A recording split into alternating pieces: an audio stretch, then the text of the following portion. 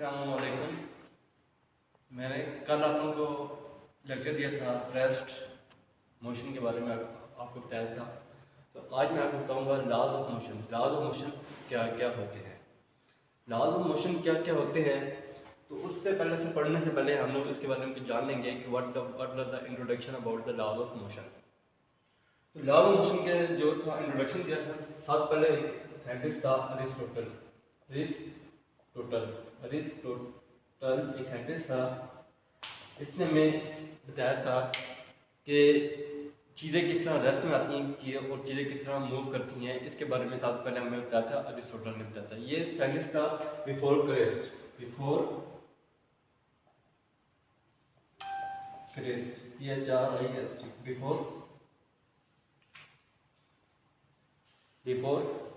Christ एक था philosopher था। इसने जब लॉज ऑफ नेचर के बारे में सोचा तो इसने देखा जब भी हम किसी चीज़ को फेंकते हैं सपोज करो हम बॉल में फेंकते हैं, तो एक वक्त आता है कि जब वो एक वक्त के बाद जाके रुक जाती है।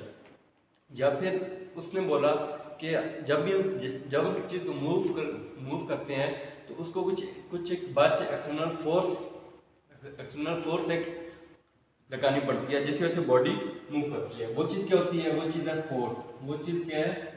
फोर्स है। और ये फोर्स कौन सी होती है? एक्सटर्नल फोर्स होती है।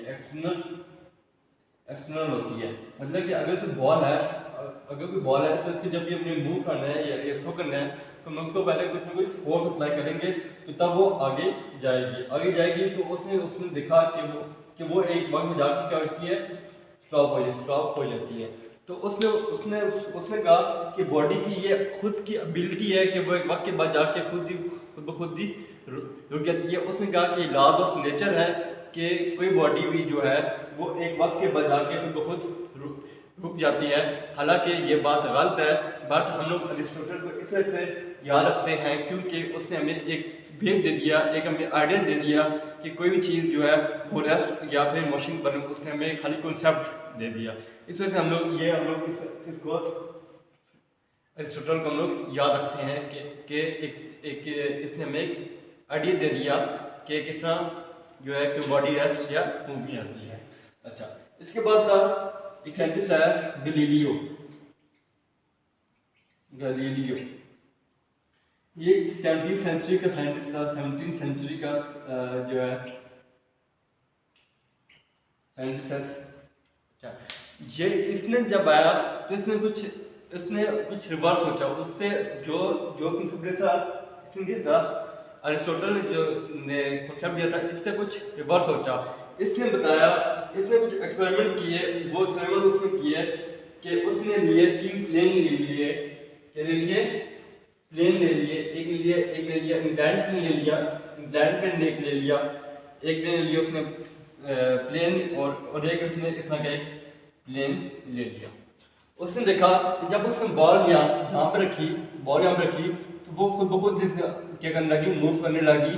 तो एक वक्त आया कि बॉल खुद मूव करने लग गई।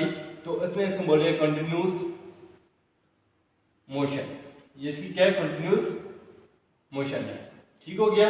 अच्छा, उसने जब एक और बॉल यहाँ पे रखी तो उसने इसको कुछ एक्सटर्नल फोर्स लगाई, तो ये आगे मूव करने लगी।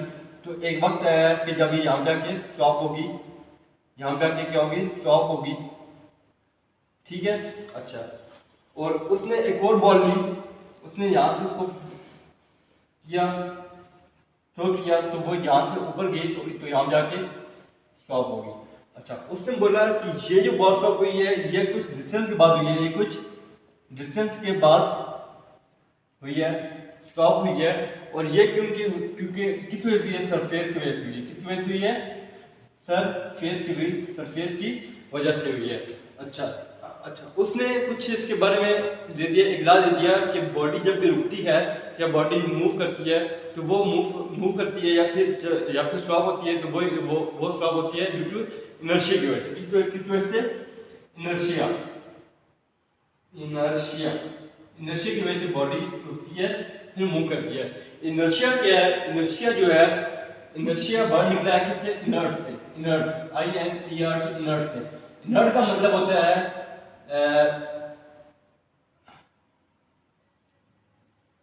No action. No action, inert का मतलब क्या होता है? No action. मतलब ये है कि किसी बॉडी के पास कोई भी एबिलिटी नहीं होती कि वो खुद ब खुद मूव करे या फिर खुद ब खुद स्टॉप हो जाए। मिसाल के तौर पे अब ये जो मोशन है, इस मोशन के अंदर जो है मैंने बताया है कि ये केवल सरफेस की वजह से स्टॉप हो रही है, तो इसके ऊपर सरफेस की क्या लग रही होगी? फ्रिक्शन लग रही होगी, जिसकी वजह से बॉल क्या हो रही है या खुद ब खुद ये जाके स्टॉप हो रही है। मैंने उसको पहले फोर्स लगाई, फोर्स एफ मीटर को फोर्स लगाया, तो ये फोर्स कौन सी फोर्स थी? एक्सटर्नल फोर्स थी। और ये आगे गई और आगे जाके रुकी ड्यू टू फ्रिक्शन की वजह से जाके आगे जाके रुकी। अच्छा, अब फ्रिक्शन जो होती है वो उस वक्त जो थी फ्रिक्शन जो थी वो उसका कोई आइडिया नहीं था हमारे पास, क्योंकि ना ही कोई स्पेस के अंदर कोई ऐसी जगह थी, ना ही कोई अर्थ के अंदर कोई ऐसी जगह थी जहाँ पे फ्रिक्शन ना हो। इस वजह से जो थी फ्रिक्शन जो थी वो बहुत इम्पोर्टेंट रोल प्ले कर रही थी इस बॉडी के रुकने के अंदर। फ्रिक्शन कितनी टाइप होती है? फ्रिक्शन होती है दो टाइप की फ्रिक्शन होती हैं। एक होती है FG, फोर्स ऑफ ग्रेविटी, और दूसरी फोर्स होती है ड्रैग फोर्स। कौन सी force? Drag force. Drag force क्या होती है? ड्रैग फोर्स होती है ड्यू टू एयर फ्रिक्शन। किसकी वजह से? एयर फ्रिक्शन की वजह से होती है। अब सोच करें, जब भी हम किसी एरो को जब फेंक रहे होते हैं या किसी बॉल को जब फेंकते हैं तो मैं उसको हवा में फेंकता हूँ, तो आपने देखा होगा कि वो जो बॉल होती है वो कुछ देर के बाद जाके आस्ते आस्ते अपने इंक्लाइन जिसमें बॉल को मैं यहाँ से फेंक रहा हूँ या बॉल को मैं किक करता हूँ, तो बॉल जाता है और एक जाके एक शेप आता है पैराबोला शेप। पैराबोला बनाता है, शेप बनाता है, जिसकी वजह से बॉल जो है वो जब जाती है तो आस्ते आस्ते उसका एम्पलीट्यूड जो होता है कम हो जाता है और बॉल आ जाती है अर्थ पे दोबारा आ जाती है। तो ये किस वजह से होता है? क्योंकि इसके ऊपर क्या लग रही है? ये बॉल यहाँ से जा रही है, इसके ऊपर आगे से कुछ हवा की फ्रिक्शन भी लग रहती है और कुछ बॉल को जमीन भी खींचती है। FG की वजह से भी है और एयर फ्रिक्शन भी इसके ऊपर लग रहती है। F ड्रैग फोर्स भी इसके ऊपर एक्ट कर रही होती है। और इसके अलावा जो है, अच्छा, इसके अलावा जो इसमें फिर गैलीलियो ने एक हमें कंसेप्ट दे दिया, वो कंसेप्ट उसने हमें दिया कि जब भी कोई बॉडी मूव करती है तो उसको हम लोग कोई ना कोई एक्सटर्नल फोर्स देते हैं, एक्सटर्नल फोर्स देते हैं और जब बॉडी रुकती है तो उसके ऊपर भी कोई एक्सटर्नल फोर्स लगती है। एक्सटर्नल फोर्स यहाँ पे क्या? फ्रिक्शन फोर्स है या फिर ड्रैग फोर्स है। जब तक कि वो बॉडी के ऊपर एक्ट नहीं करेगी तब तक बॉडी नहीं रुकेगी। अगर कोई बॉडी इस तरह अपनी मोशन चेंज नहीं करेगी, अगर बॉडी मूव कर रही है तो वो कंटिन्यूसली मूव करती रहेगी अप टू एंड तक, जब तक कि उसके ऊपर कोई एक्सटर्नल फोर्स ना अप्लाई हो। तो होप्स हो कि आपको आगे समझ गुड हो गया। अच्छा, इसके बाद जो था साइंटिस्ट आया था न्यूटन। कौन साइंटिस्ट आया था? न्यूटन ने अरिस्टोटल का इसका बड़ा कंसेप्ट पढ़ा और साथ में इसका भी कंसेप्ट पढ़ा और उसने हमें कंसेप्ट दे दिया कि उसने अपने लॉज दे दिए, 3 लॉज दे दिए कि laws of first law of motion क्या है, सेकंड लॉ ऑफ मोशन क्या है, थर्ड लॉ ऑफ मोशन क्या है, ये हम लोग पढ़ेंगे नेक्स्ट लेक्चर में इंशाल्लाह पढ़ेंगे। अच्छा, इसके बाद जो था कि हाउ फोर्स किस तरह एक्ट करती है, किसी बॉडी के ऊपर फोर्स किस तरह एक्ट करती है। इसके जो है दो वेज से कोई भी फोर्स किसी चीज के ऊपर एक्ट करती है। मिसाल के तौर पे आपने ले कि ये वेबस क्या एक मटेरियल है, ये क्या है? एक मटेरियल है, ठीक है। इसको जब भी फोर्स एक्ट करेगी तो मैं इसके ऊपर फोर्स अप्लाई करूंगा तो फोर्स ये मूव करेगा। तो फोर्स जब भी प्रयोग होती है कितनी वेज होती है? 2 वेज होती है। एक होते हैं विद कॉन्टैक्ट विद मटेरियल,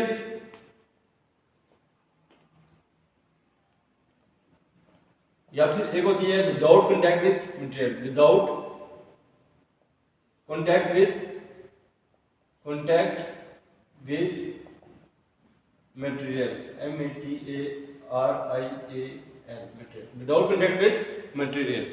अब देखिए मैं आपको एग्जांपल देता हूँ कि किससे कॉन्टैक्ट विद मटेरियल होते हैं और विदाउट कॉन्टैक्ट विद मटेरियल होता है। जब देखिए एक ये के बड़ा एक मार्कर पड़ा हुआ है, मैं तो फोर्स लगाऊंगा, देखिए ये फोर्स लगा रहा हूँ तो मैं क्या कॉन्टैक्ट कर रहा हूँ, फोर्स क्या कर रहा हूँ, सीधा कॉन्टैक्ट कर रहा हूँ। देखिए अब फोर्स एक्ट हो रही है तो एज अ कॉन्टैक्ट हो रही है, मतलब फोर्स अप्लाई करूंगा तो तब ये मूव करेगा, आगे मूव करेगा, तो फोर्स कॉन्टैक्ट हो रही है। ठीक है, तो ये एग्जांपल होगी किसी कॉन्टैक्ट विद फोर्स होगी। अब without contact with force, without contact with material, without contact with material. अब देखिए ये एक क्या है, मार्कर है, ये हाइट एच पे वो पड़ा हुआ है।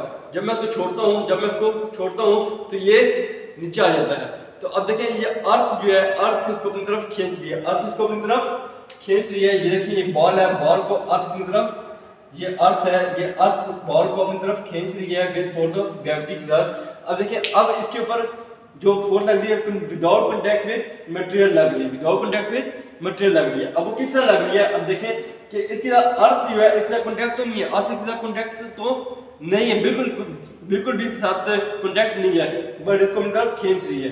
तो जब भी फोर्स एक्ट होती है तो उस जब भी फोर्स एक्ट होती है किसी मटेरियल के ऊपर तो वो होती है कि दो वेज होती है, एक होती है कॉन्टैक्ट विद मटेरियल या फिर विदाउट कॉन्टैक्ट विद मटेरियल। जो सी ये फोर्स होती है इसको बोलते हैं फील्ड फोर्स बोलते हैं, इसको क्या बोलते हैं, फील्ड फोर्स बोलते हैं, इसको क्या बोलते हैं, फील्ड फोर्स बोलते हैं, इसको क्या बोलते हैं, फील्ड फोर्स। तो होप सो कि आज का लेक्चर आपको आ गया होगा, समझ आ गया होगा।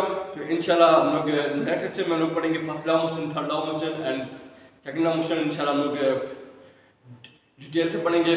तो होप सो कि आज का लेक्चर आपको समझ आ गया हो। Thank you so much, best of luck.